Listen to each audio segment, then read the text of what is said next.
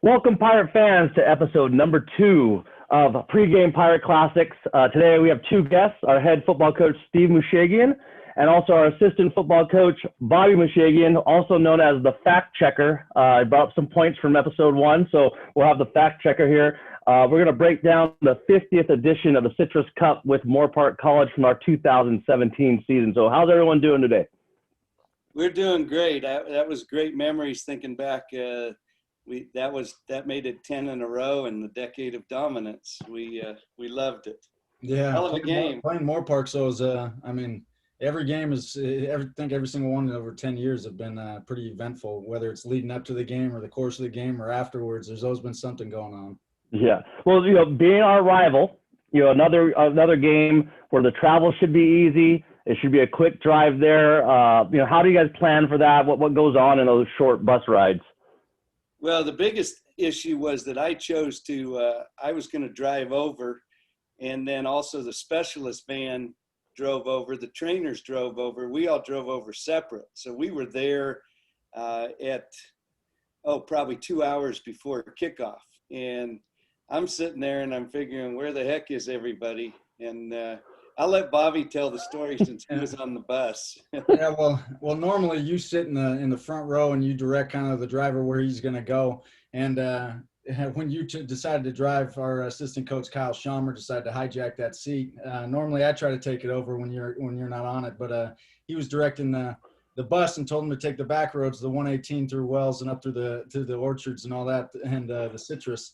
And I don't know if you wanted just to get a smell of it before the game or what, but I remember there was a huge accident on that 2-lane road, and Schommer he told us, we got to turn around. And I said, well, tell the driver. And, the driver had to actually make Schommer get out in the middle of traffic to try and direct him to make a U-turn. Ended up causing probably a 45-minute delay on getting to the game. So I don't think we arrived till about a half hour before kickoff, but it was funny, but we knew going to play Moorpark, we already had our bottoms on and everything. So we had to get off the bus and play. Well, when you only have a half hour to prep, how does that change? If either we start on defense or offense, next game we start on offense, how does that change their preparation? Because they're normally used to the 2-hour routine of getting through all the pregame stuff. Well, there was no walkthrough. So, and then any of the additional taping that Tyler and Nate were doing, like we try to get all the ankles and everything, but any specialty tape jobs need to be done. So those guys had to go right from the bus to the makeshift training room outside to get the specialty tape. And then we were trying to just get through our normal stretch routine. And they came running up, and I think the defensive bus actually got there a little bit before the offensive bus. So it was, kind of a cluster, making sure everybody got their gear on and get themselves ready. And I said, when the game started, I said, we're probably going to get all the way through the first quarter before we wake up, just because they hadn't been moving around. Their quick twitch muscles were all still asleep on the bus ride. No, didn't we turn the ball over in the first 3 minutes of the game? Mm-hmm. First drive, I think it was a 3rd and 1. Looked like the read option, and I think Jake Constantine was the starter. Duckett was the running back. Yeah. Right. So we fumble on the first drive. Moorpark turns that into 7. What was the feeling for the offense and being the rivalry game? Moorpark's not having a great year. They might have won 1 or 2 games coming into our game. It's kind of a trap game. So They start off hot. What was the mindset then for the offense to get on the board quickly? Well, I think, the biggest thing that I tried to stress to him was just temporary setback. Don't let this happen. Don't let this affect you. We're getting we know what we got to do. I think Jake was a little bit nervous. He wanted to put up a good game, being a Camarillo kid, and Moorpark was, right in his backyard. We had a lot of those kids, local kids that year that wanted, I think they pressed a little bit early on. But it was just one of those things. We fumble, turn it over, and they do a little double move, and they're up 7-0. And then we kind of started to settle down, and I knew it was going to take us about a quarter to get going. But that's been traditionally, all our games at Moorpark College when we played there have been dogfights for a half. Sometimes we've either been tied or been behind or right there within 7-point game at halftime. So I kind of expected it because they're going to always come out fired up. And we had to play Bakersfield the next week, and they were undefeated too. And so we were worried as a coaching staff that our guys might be looking ahead. And obviously the bus ride and the first drive kind of woke us up, hit us right in the mouth. Yeah. So, we look at the game stats. Pretty much we're just a balanced attack. We scored 14 in the first, second, and third quarter, threw a 7 in late. Probably when we're up and the third, fourth stringers are in, so they get some love in the Citrus game. But for the first 3 quarters, the balanced attack on offense, 346 yards passing, 209 yards rushing. Was that kind of the game plan? Because we talked about it with the Santa Barbara City game. New offensive coordinator Ryan Clanton, new quarterbacks coach with Jeff Fisher. This is game number 9 of the year, and the offense was clicking on all cylinders, is what it looked like. Well, I think we finally made a decision on who our quarterback was going to be, and we went with Jake, and we had Jake and Ricky, but we also knew going in, and Bobby did a lot of the substitutions, that we wanted to get an opportunity for a lot of our kids to get an opportunity to play in this game. And I think sometimes when you think like that you get a little bit overconfident, because we were 6-2 and they were like 1-7 at the time. And we knew we had Bakersfield and Cerritos left on our schedule. And this might be the last chance to get a bunch of guys some playing time and get them some film, which is not always the best way to look at things. It's kind of an unspoken problem at our level that we always, and you said it perfectly by saying the trap game, and that's exactly what it was. Yeah. So now we look at our defense. Once again, we talked about it last week. This defensive squad, if you look at them now, they're either, they're 4-year guys. There's Jesse's with the Chargers. They hold Moorpark to 262 total yards of offense. Once again, Jesse has a big game. Who else on defense that day or that night showed us a little more than normal? Well, I remember Kenny. We had another thing that happened was Kenny Turnier wore number 6 and Kendrick Mallory wore number 6, and they had both of them had gotten penalties, unsportsmanlike penalties. Most of it was just showboating after touchdown and I think it was funny because they tried to call it on one of the 6s, and we had to take about 15 minutes to explain that it was the other number 6, or he would have got kicked out. But that's a whole side story in itself. But I think our secondary played really well that day. Trying to think back, I almost think we've had a lot of pick 6s in that. It seems like we've had a pick 6 in that stadium almost every year from one of our secondary players, whether or not it counted or not. Bobby, you may be able to remember that, but I know our secondary played really good that game, along with our front. Our front was really good that year too. Yeah, just thinking about our front, they had 3 pickoffs going into this game for the year, and that's kind of unheard of from the defensive front. We talk about the rivalry game and those unsportsmanlike conducts that happen. They happen on both sides. The emotions are high. How do you prepare the players for that emotional high or low during one of these rivalry games? Well, we tell them the stories. We go way back to, really the 2011 is kind of where it started when we played there, and we had some stuff. We won it right at the end. We got a sack. We were up by 5 and got a sack, and our guys went crazy. And, it kind of developed some bad blood there. They called us undisciplined, and really our guys were just celebrating and a few other things. And then as the years went on, in 12, we beat them pretty good, but they had one of their guys trying to take out our kicker. So we warned them every year. They had one of their big defensive linemen trying to cheap shot and injure our kicker. They went after him, and then they caught him twice and threw him out of the game. So it seems like there's always 1 or 2 of those. It's not, we talk about it, but there's always an emotion that a player, it's 1 or 2 players that take it, a step further than they need to. We do a great job, and I know Mike does, Stu does over there, trying to get the guys, hey, look, everybody's going to be watching. Every little thing you do is going to be, under a microscope. So it's just one of those things. It boils spills over from a lot of our local kids, whether it's the Oxnard kids or Camarillo kids or St. Bonnie against Oak Christian rivalries, or, you know, it brings those high school rivalries back into play. And it even goes as far as the Ventura County All-Star game when they're playing on separate sides. And then, you know, some play together and some play against each other. So it just keeps a great cross-county rivalry.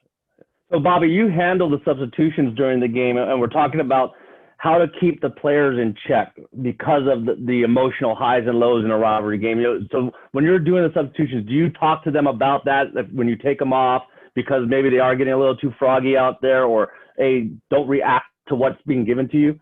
I mean, in a game like Moorpark is Citrus Cup, we know that a lot of their pretty much scheme going into the game is going to try to take out one of our best players or take out a guy that eliminate him one way or another. So whether it's defensively, offensively, you know, or pretty much get him to make a dumb penalty and get him to talk and get him kicked out of the game.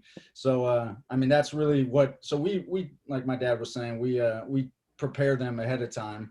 And, you know, but I mean, it's doing the substitutions. It's tough. I know we've had years where guys, you know, I mean, they want to talk and they want to play and Kendall Mallory, that from this game, actually, he was one of them. I mean, he got 2 penalties in this game alone. So, I mean, they'll get in your head. And so we just had to calm them down, just say, at that time during that game, we're better than them. So you got to act like it. So it was it's always fun though, because I find myself as a coach getting into it a little bit too sometimes. So that's been fun throughout the years. Yeah, that's my job, to keep the assistant coaches' emotions down. And then a lot of times we'll take guys out. They'll go, "Coach, let me play." I go, "No, you're done. We don't need you getting kicked out for next week. We're up by 21 or 28. Let's go. You know, the night's over. Let some of these other guys play," because a lot of them want to keep playing. And they want to keep playing just to dig it in a little bit, but that's not the way the game is. You need to get out, and you did your thing. And well, if I'm not mistaken, I think the next week we were playing Bakersfield for the conference title. Yeah, that was it. You know, I mean, this was a game where we had to get in and get out because we had that one coming up next. And I think they actually went back and looked at that 2 number 6 thing, and they said, you know, we're going to make him sit the first half, and we had to let Kendrick Mallory sit the first half. We did it as a good gesture because the officiating crew couldn't remember which number 6 it was, and the way they wrote the report up, it was like I said, it was one of the best pieces of politicking there on the field right before halftime. They had Mallory kicked out, and we're like, no, we had them come stand next to each other. It was like their height's the same. I mean, Mike was the referee. I forget his name. Yeah, and he was just dumbfounded. He was kind of baffled, just like, God, which one was it? So they let Mallory stay in the game. Yeah, it was crazy.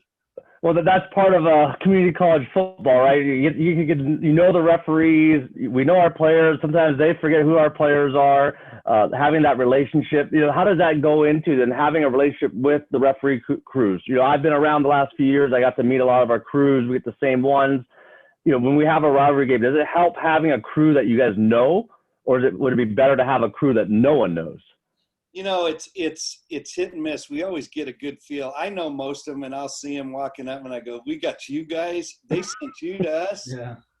Are you going to make it up?" You know, I'll give them something. I'll remember trivia stuff from, you know, 9-10 years ago of one call that they made, and they'll go, "Coach, come on, haven't you forgotten that yet?" And then Bobby will come by and remember the same thing and say something. Yeah. Or he'll remind me. He goes, "Oh no, that's the guy that threw the flag in 2014 against Hancock or something." Yeah. So, and I think that's probably prevalent on a lot of coaching staffs when they've been together, like ours has been. You know, like we've been together for over 10 years, so it's. If I don't remember it, he's going to remember it. But most of them we have a really good relationship with, or there's one guy on the crew that we know it's funny because the guys on the sideline will say, yeah, I know he's our weak link or something like that. They'll even talk about him, and it gets to be pretty funny. And yeah, it's funny. They'll tell us, gosh, who do they say, Sartoris, or they just gave him us this week. We didn't have a choice. We had to take him. Talking about the back judge or whoever it was, but.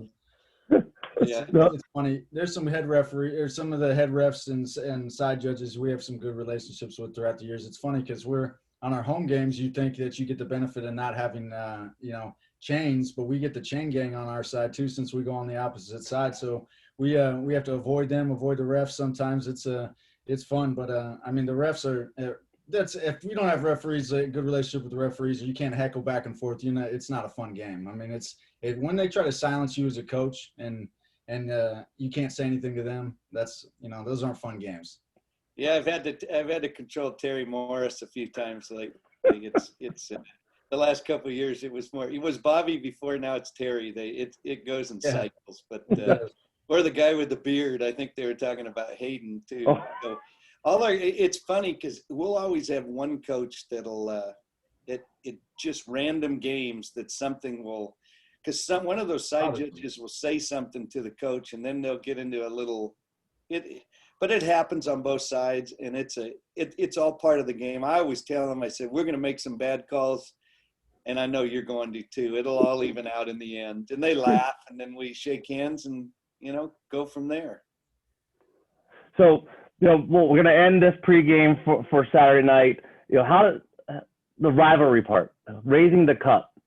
Is that part of our goals for the year? When we look at a season, we walk into it, it's like, one goal is win the state. Then you got SoCal, but having the cup in Ventura, is that a big part of the program? It's a big part. If you go into my office and you look at the top left, and it's been there since 2010 when I first got hired, I wrote it in blue. I said, beat Moorpark. And then I put a check by it every year. And that's the number one goal. It's your rival games.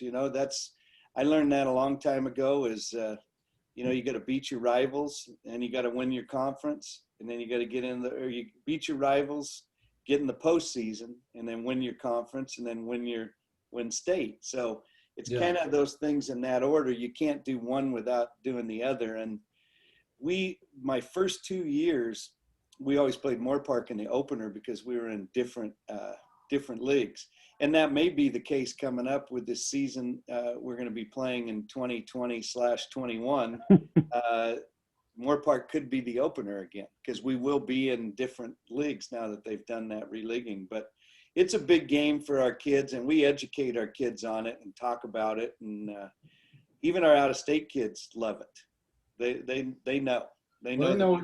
Yeah, we always have a speaker usually come in on Friday or before the game, and someone that's played in this game from years back, and let them know the importance of it, because I don't know how many we've won straight. What is it, 12 or I don't know what it is, but I know I've never lost one yet, and I know you haven't as well. But I know these games, they mean something to people. It might not be the same strength of rivalry as it once was, but Moorpark used to kick the dog out of Ventura back in the day. I think they had like 15 straight or something like that way back in the day. So I know it's to pay. You want to pay tribute to all those. Bad internet connection. Bobby got a bad internet connection. No, he does. He was going to say, though, about paying tribute to the players in the past, because a lot of guys that'll come speak and they'll talk about, we went 8-2 or 9-2, and one of our only losses was to Moorpark, and a lot of those were, in the 70s, 80s, and 90s. It's been a roller coaster ride with the series, and we've had some good games though, and this one. Like I said, the first half of every game we've played has been extremely competitive. There's always been something that happens in the third quarter that kind of changes the momentum of the game. Mm-hmm. Well, you guys, thank you for coming on. For all the fans out there, Saturday night, 6 p.m. on the Crown Plaza VC Sports Network, we're going to show the 2017 edition of the Citrus Cup game with Moorpark College. Hopefully we'll have some people watching it, and then we'll get ready for our next game next week. So thanks, Bobby. Thanks, Steve, for coming on. We'll see you guys next week. Hey, thanks for having us. I thought this was a Santa Monica game with our headsets going out. My internet wasn't working. That happened. See, I think Moorpark got in and cut him off. They wouldn't let him say anything. Yeah, probably a good thing. Oh, yeah. All right, guys. Well, have a great weekend, and I'll see you guys on the next episode. All right, take Thank care. you. Enjoyed it. All right.